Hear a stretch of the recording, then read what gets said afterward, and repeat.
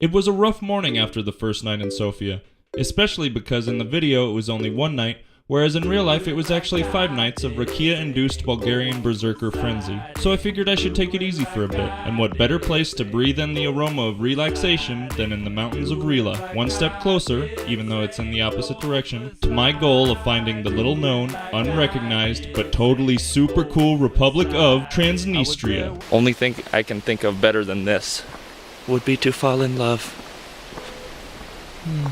Ricky travels the road to Transnistria. Bulgaria, Romania, Moldova. Whoa! Transnistria! It's right there! That little guy right there, yeah! Chapter 2, the Rila Mountains, Bulgaria. I decided to recharge my batteries after my party time in Sofia. Some fresh country air would suit me quite well. So I took a taxi to the bus station where I took a bus to another bus to a minibus to Rila. The valley of the Rilski River is home to Bulgaria's most famous monastery, the Rila Monastery, named after the patron saint of Bulgaria, Ivan Rilski. It is super duper cool. Look what happens when I walk out my front door.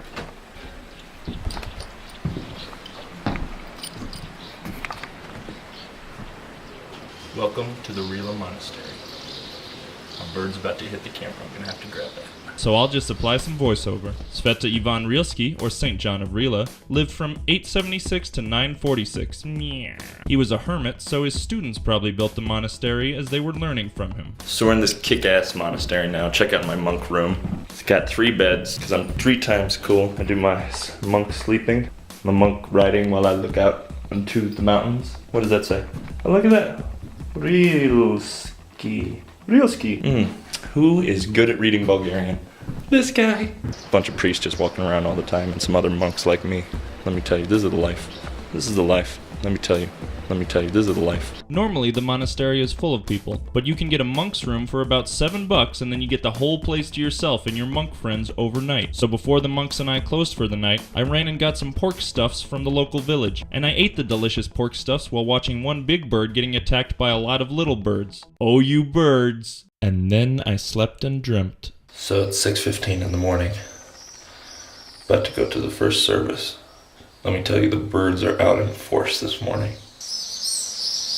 Oh, you birds! The service was wonderful, but the real reason for my journey into the Highlands was about to be revealed to you, because I already knew it.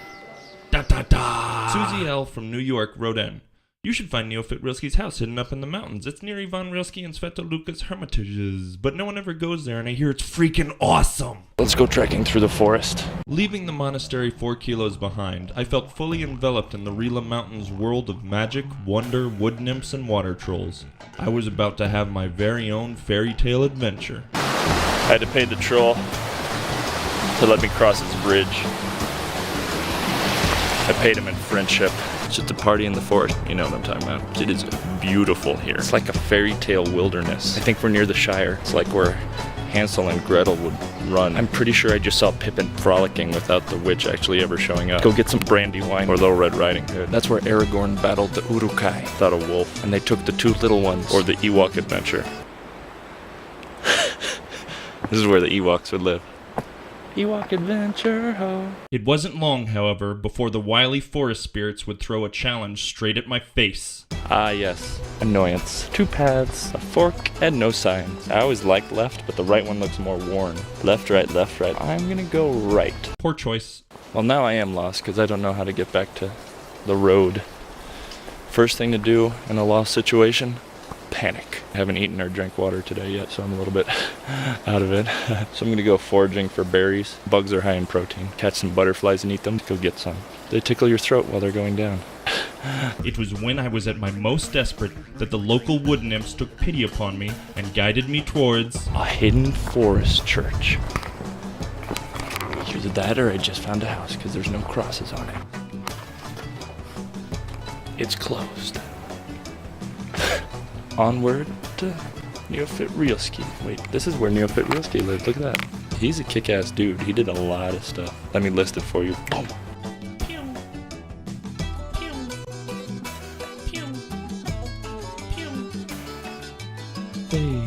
Boom.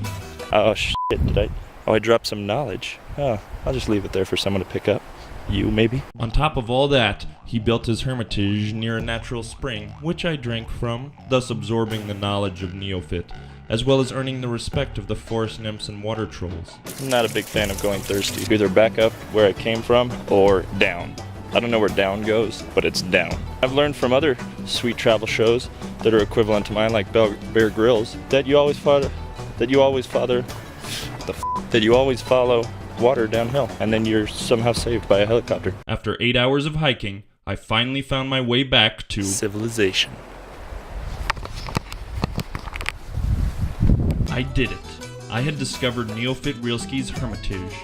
The experience had been both exhilarating and exhausting, while the surroundings were beautifully ethereal. If you come anywhere near Bulgaria, come up to the Rila Mountains, because it is breathtakingly awesome. Yes, it was a pretty sweet tree party on the mountain. Anyway, I just wanted to thank you, Bear Grylls. Maybe I'll see you around in our mutually dangerous, adventurous, exciting travels.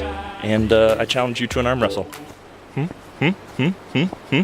Next time on Ricky Travels. We grow potatoes here. We're famous for potatoes. Some of potatoes. Outside of my town, like other people, they call us potatoes. They call you potatoes? A slang word for potatoes. Kartof, potatoes, kompi. When you go somewhere, you're like, am I a potato? No. Do it like I did.